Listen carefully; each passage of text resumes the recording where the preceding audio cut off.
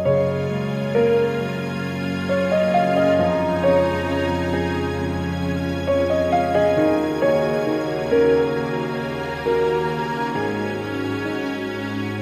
need you more than yesterday. I need you, Lord,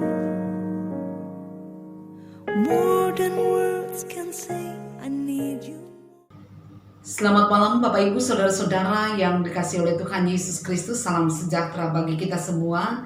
Puji syukur kepada Tuhan yang selalu memberkati kehidupan kita, yang kembali menghimpunkan kita di dalam persekutuan orang percaya pada malam hari ini bersama dengan keluarga penghimpun, keluarga Bapak Joni Sampai.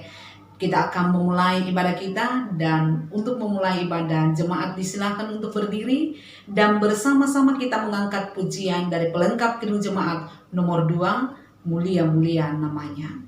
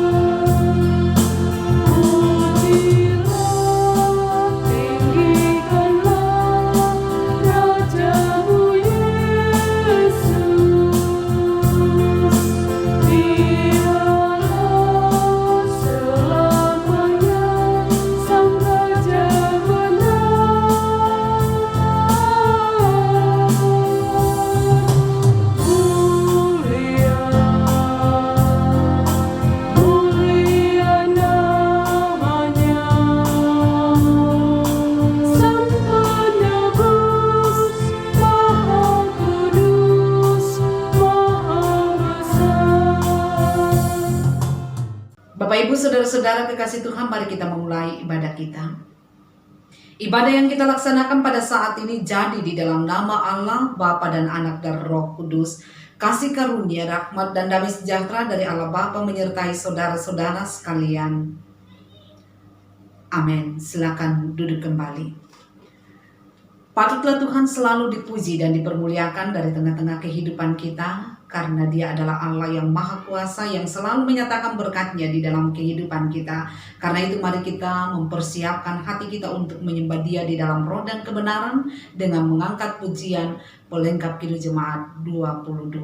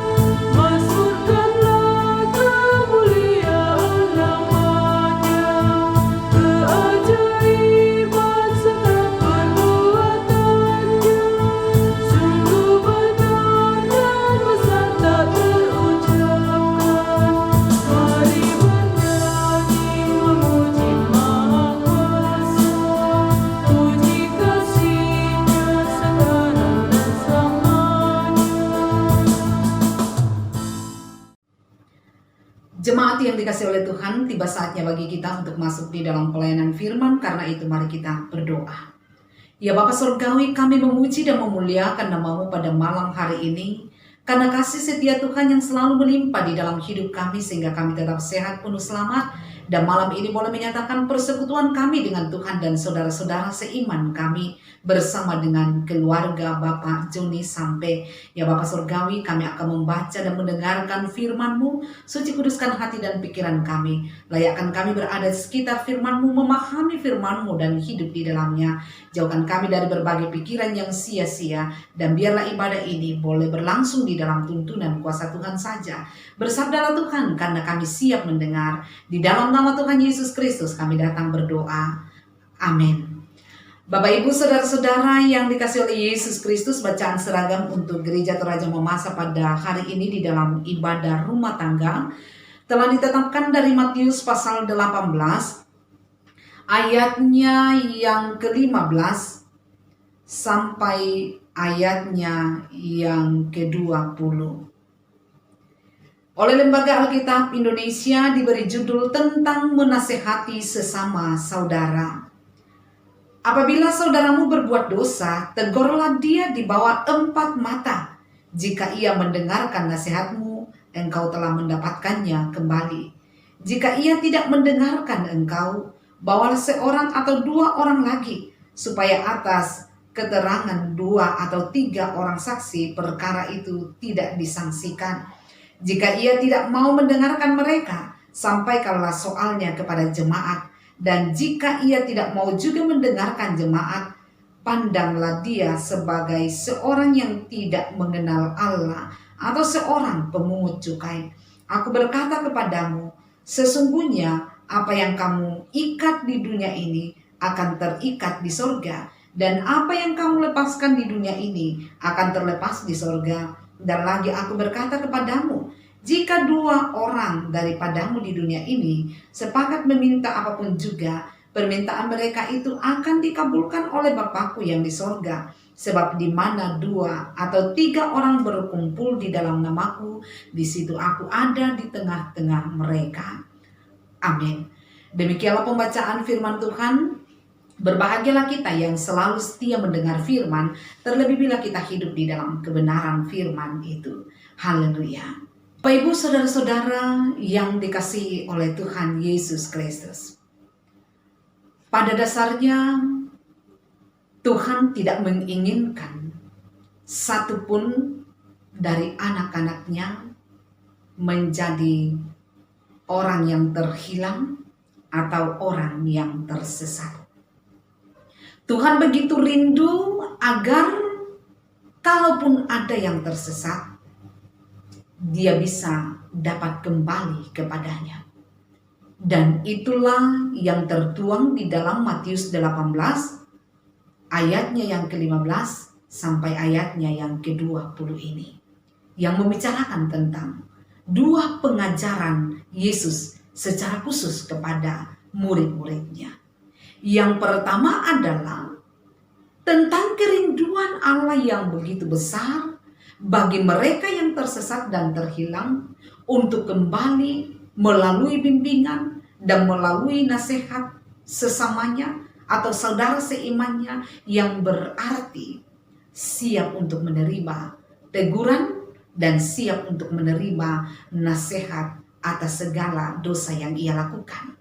Kemudian yang kedua adalah tentang bagaimana seharusnya orang percaya kepada Yesus Kristus memiliki kepedulian terhadap sesamanya yang terhilang, terhadap sesamanya yang tersesat. Dan karena itulah di sini Yesus mengajarkan bagaimana orang percaya menegur, bagaimana orang percaya menasehati sesamanya yang telah jatuh di dalam dosa. Langkah-langkah yang ditawarkan Yesus di sini adalah gambaran kasih Allah kepada umatnya.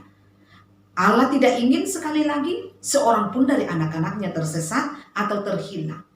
Ia rindu supaya yang tersesat itu dapat kembali kepadanya. Mengapa? Karena Allah akan bersukacita jika yang terhilang itu dapat ditemukan kembali. Bisa kita bandingkan di dalam Lukas 15 ayat yang ke-7. Nah saudara-saudara, untuk bisa menerapkan 2 poin ini, maka pertama-tama Yang harus disadari adalah bahwa manusia itu adalah makhluk sosial. Kita manusia adalah makhluk sosial. Mau kita akui atau tidak, mau kita terima atau tidak, kita tidak dapat hidup sendiri tanpa orang lain. Sebagaimana kita butuh orang lain, seperti itu jugalah kita dibutuhkan oleh sesama kita. Membuat kita memiliki rasa keterikatan satu sama lain, dan inilah kebersamaan hidup yang oleh gereja sebut sebagai persekutuan. Nah, disinilah anak-anak Tuhan menyatakan kehidupan sosial yang saling memperdulikan satu sama lain. Tetapi saudara-saudara juga harus disadari bahwa gereja itu bukanlah persekutuan yang dihuni oleh orang-orang yang sempurna. Kita harus menyadari bahwa gereja juga dihuni oleh orang-orang yang juga penuh dengan keterbatasan. Di dalamnya diam orang-orang yang juga seringkali jatuh di dalam kekeliruan, kesalahan, bahkan dapat jatuh di dalam perbuatan-perbuatan dosa. Nah, dengan memiliki kesadaran ini, maka setiap orang akan terbuka untuk mendapatkan nasihat atas dosanya sebagai tanda kasih, dan sekaligus setiap orang menyadari bahwa memberi nasihat atas tindakan dosa yang dilakukan oleh saudaranya merupakan tugas yang harus dilakukan sebagai saudara seiman di dalam persekutuan sebagaimana yang dikehendaki oleh Tuhan. Nah, saudara-saudara, tidak dapat disangkali bahwa menegur orang lain merupakan pekerjaan yang sangat sulit. Ada begitu banyak orang yang masa bodoh dengan perbuatan dosa orang lain dan merasa bahwa tidak perlu dia turut campur di dalam dosa yang dilakukan oleh orang lain. Dia tidak perlu ikut menegur apa yang sudah dilakukan oleh orang lain.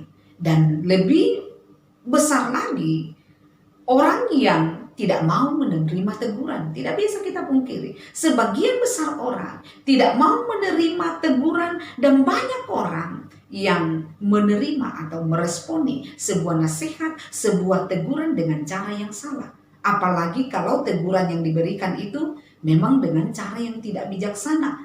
Misalnya teguran yang dilakukan di depan umum atau dalam suasana hati yang panas dengan kata-kata yang kasar dan sebagainya. Tetapi ayat 15 pembacaan kita tadi memperlihatkan betapa indahnya jalan yang ditunjukkan oleh Yesus, bahwa teguran dan nasihat itu harus dimulai tahap demi tahap. Yang pertama dikatakan melalui pertemuan empat mata, dengan tujuan agar teguran itu tidak mempermalukan. Sehingga misalnya dalam kasus kita merasa bahwa seseorang telah bersalah kepada kita, ya kita harus mengungkapkan dan mengkomunikasikannya secara pribadi lepas pribadi dengannya. Tidak untuk dijadikan sebagai konsumsi publik, tidak untuk dipercakapkan, tidak untuk dibicarakan, dan juga tidak untuk menjadi bahan gosip. Biasanya sebuah masalah tidak akan menjadi masalah lagi bila sudah dikomunikasikan dengan baik. Kemudian ini juga tidak kalah pentingnya, bahwa niat menegur pun haruslah benar. Niat untuk menasihati haruslah benar. Janganlah dengan niat menghukum atau menghakimi seseorang saja, tetapi niat benar ialah untuk mendapatkan kembali saudara kita, seperti mencari seekor domba yang sesat di dalam ayat 15 bagian B. Sehingga teguran haruslah dengan tujuan untuk menolong. Tetapi kalau tahap pertama ini tidak berhasil, ini kalau berbicara tentang kasus yang mungkin lebih besar, yakni tindakan dosa, sekalipun sudah diperingatkan melalui pembicaraan pribadi lepas pribadi, namun kesalahan itu tetap terjadi, terus berlangsung, maka barulah masuk di dalam tahap yang kedua, yakni di dalam pembacaan kita mengatakan keikutsertaan 2 atau 3 orang lain. Mengikut sertakan 2 atau 3 orang lain dalam teguran, yang memiliki alasan bahwa teguran yang diberikan oleh 3 orang tentunya lebih kuat daripada teguran yang disampaikan oleh 1 orang saja. Namun apabila 2 atau 3 orang ini tidak dipedulikan atau tahap kedua ini masih saja tidak berhasil, maka barulah masuk di dalam tahap yang ketiga, yaitu dibicarakan di hadapan jemaat. Dan kalau tahap ini pun diabaikan dalam arti memberikan penolakan yang sungguh-sungguh, yang menunjukkan sikap tegar tengkuk, maka dikatakan oleh ayat yang ke-17 dari pembacaan kita tadi, jika ia tidak mau mendengarkan mereka, sampaikanlah soalnya kepada jemaat. Dan jika ia tidak mau juga mendengarkan jemaat, pandanglah dia sebagai seorang yang tidak mengenal Allah atau seorang pemungut cukai. Saudara-saudara, ini nasihat yang harus dilakukan, bagaimana cara seorang yang memberikan teguran, posisi orang yang menasehati. Nah, sekarang yang menjadi perenungan kita juga, lalu bagaimana dengan mereka yang berada pada posisi orang yang jatuh di dalam tindakan dosa dan mendapatkan teguran? Berdasarkan perenungan kita tadi, maka pesan firman Tuhan untuk orang yang jatuh dalam tindakan dosa dan mendapatkan teguran adalah, mari memiliki pikiran yang positif dengan memahami bahwa teguran bisa merupakan bukti kasih Allah bagi kita untuk memanggil kita kembali kepada jalan yang benar. Sebagai bukti kasih Allah bagi kita. Dan bagi kita yang mendapatkan teguran seharusnya bersyukur. Mengapa? Karena itu berarti kita tidak dibiarkan jatuh di dalam dosa yang berlarut-larut. Sekaligus juga bukan hanya memahami bahwa ini adalah bukti kasih Allah bagi kita, tetapi juga menjadi bukti kasih dari saudara seiman yang menolong kita, menegur kita, dan menasehati kita.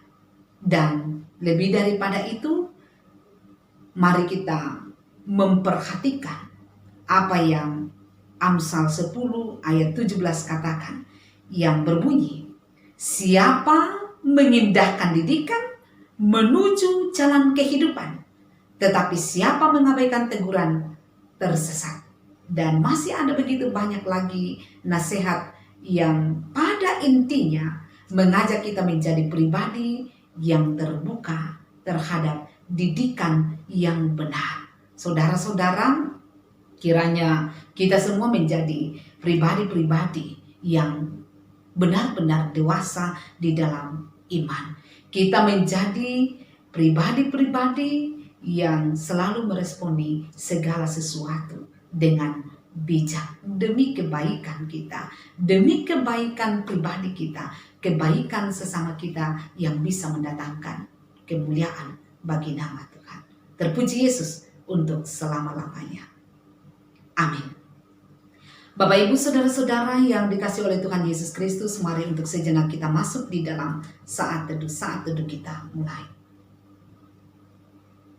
Amin. Untuk saat teduh kita meresponi firman Tuhan yang telah kita dengarkan, sekaligus menyatakan ungkapan syukur kita melalui persembahan dengan menyanyikan Kidung Jemaat 467 bait 1 sampai baitnya yang ketiga. Ku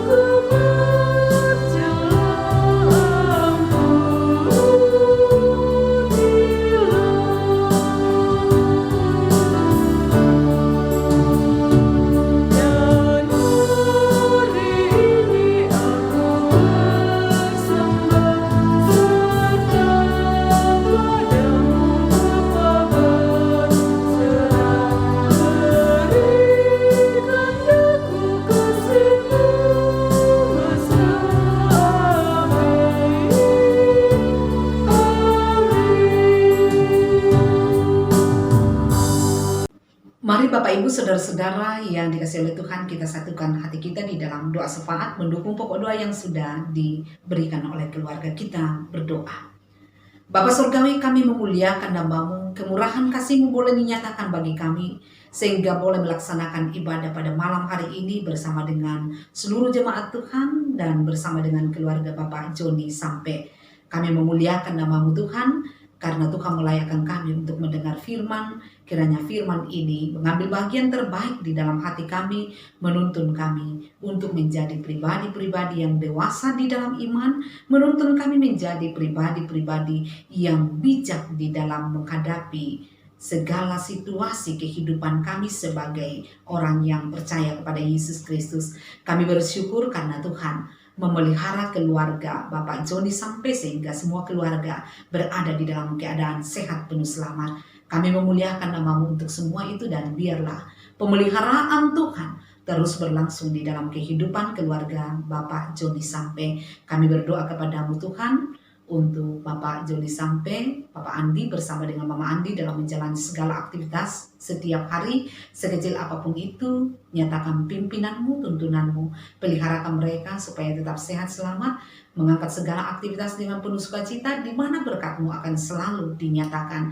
Kami berdoa kepada-Mu Tuhan untuk orang tua yang ada di kampung dalam masa tua mereka diberkati oleh Tuhan, supaya mereka juga tetap berada dalam keadaan sehat dan selamat. Kami berdoa kepada-Mu Tuhan untuk saudara kekasih Peri di dalam masa pemulihan di Kalimantan, Tuhan yang sudah membuat dia pulih dari pergumulannya, dan untuk proses pemulihan selanjutnya juga dipeliharakan oleh Tuhan supaya ia boleh kembali mendapatkan kesehatannya yang baik dan menjalani aktivitasnya dengan baik pula. Kami berdoa Tuhan untuk Andi dan Tommy di dalam tugas pekerjaan yang telah Tuhan karuniakan. Berkatilah mereka, perlengkapi dengan sehat selamat, memampukan mereka mengangkat pekerjaan dengan penuh syukur, penuh tanggung jawab di hadapan Tuhan, di mana berkat Tuhan akan selalu dinyatakan. Kami berdoa untuk anak kekasih Tuhan ladies di dalam bangku pendidikan. Kami mohon Tuhan, berkatilah perjuangannya, berkati harapan dan cita-citanya, sekalipun untuk sekarang ini proses belajar masih berlangsung dari rumah. Kami percaya bahwa semua itu tidak akan pernah jadi penghalang untuk Tuhan nyatakan masa depan yang terbaik bagi anak-anak Tuhan. Ya Bapa di surga, kami berdoa kepada-Mu untuk sanak keluarga di mana saja berada, juga dipeliharakan oleh Tuhan, supaya mereka semua sehat selamat, terlebih di dalam menghadapi masa pandemi COVID-19 pada saat ini. Biarlah Tuhan menjaga dan memelihara keluarga kami di mana saja berada. Demikian juga dengan seluruh jemaat Tuhan, tetap dijaga, dipeliharakan oleh Tuhan supaya tetap sehat selamat. Yang saat ini sedang menghadapi pergumulan ekonomi, pergumulan keluarga, mampukanlah mereka untuk bangkit dari pergumulan yang ada. Dan kami meyakini bahwa selalu ada kemenangan dalam pergumulan apapun. Saudara-saudara kami yang mengalami pergumulan sakit dalam proses pemulihan saat ini, Ibu Martina Bura, Mama Eki, Bapak Andarias Kombongkila, Ibu Limbong Gappa, Albert Musa, Adrian Petrus Todi, Rai Tiranda, dan mungkin masih ada saudara-saudara kami yang lain mengalami pergumulan sakit. Nyatakan jamahan-Mu kepada mereka dan pulihkanlah mereka ya Tuhan. Kami berdoa kepada-Mu untuk pemerintah kami, karuniakan hikmat bijaksana. Untuk bangsa dan negara kami, karuniakanlah damai sejahtera-Mu. Pun kami percayakan kepada-Mu Tuhan segala rencana-rencana yang akan dijalani oleh jemaat Tuhan, para hamba-hamba Tuhan, dalam mengemban tanggung jawab pelayanan, juga diberikan kekuatan, kesehatan yang baik oleh Tuhan. Kami berdoa kepada-Mu Tuhan untuk persembahan yang sudah kami berikan. Tuhan berkenan atasnya. Yang masih ada pada kami, mampukan kami memakainya dengan penuh syukur. Inilah doa kami Tuhan, yang kami percaya Tuhan dengar, Tuhan kabulkan. Karena kami datang memohon di dalam nama Yesus Kristus yang mempersatukan kami dalam doa bersama demikian. Bapa kami yang di sorga, dikuduskanlah nama-Mu, datanglah kerajaan-Mu, jadilah kehendak-Mu di bumi seperti di sorga. Berikanlah kami pada hari ini makanan kami yang secukupnya, dan ampunilah kami akan kesalahan kami, seperti kami juga mengampuni orang yang bersalah kepada kami. Dan janganlah membawa kami ke dalam pencobaan, tetapi lepaskanlah kami daripada yang jahat, karena Engkau yang punya kerajaan dan kuasa dan kemuliaan sampai selama-lamanya. Amin. Jemaat yang diberkati oleh Tuhan, marilah kita berdiri bersama-sama. Kita akan mengakhiri ibadah kita dengan mengangkat pujian pelengkap Kidung Jemaat 363 bait 1 dan baitnya yang ketiga.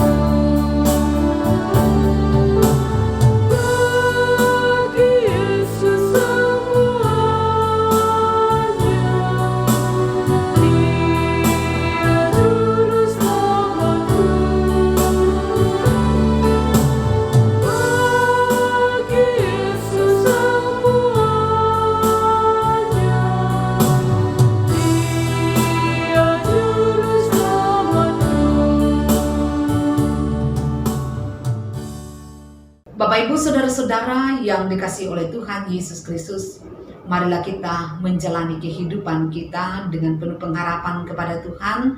Mari kita jalani kehidupan kita dengan terus memuliakan nama Tuhan, menjadi saluran berkat bagi sesama kita, dan dengan iman kita terima jaminan berkat dari Tuhan. Anugerah Tuhan kita Yesus Kristus, pengasihan Allah, persekutuan di dalam Roh Kudus, memimpin, memelihara, menopang dan memberkati segenap keluarga Bapak Joni Sampai, memberkati seluruh jemaatnya dari sekarang ini kekal selama-lamanya. Amin. Silakan duduk kembali. Demikianlah ibadah kita pada malam hari ini. Terima kasih kepada keluarga Bapak Joni Sampai sebagai keluarga penghimpun. Terima kasih kepada jemaat yang selalu setia mengambil bahagian di dalam ibadah yang kita laksanakan. Selamat malam, Tuhan Yesus memberkati.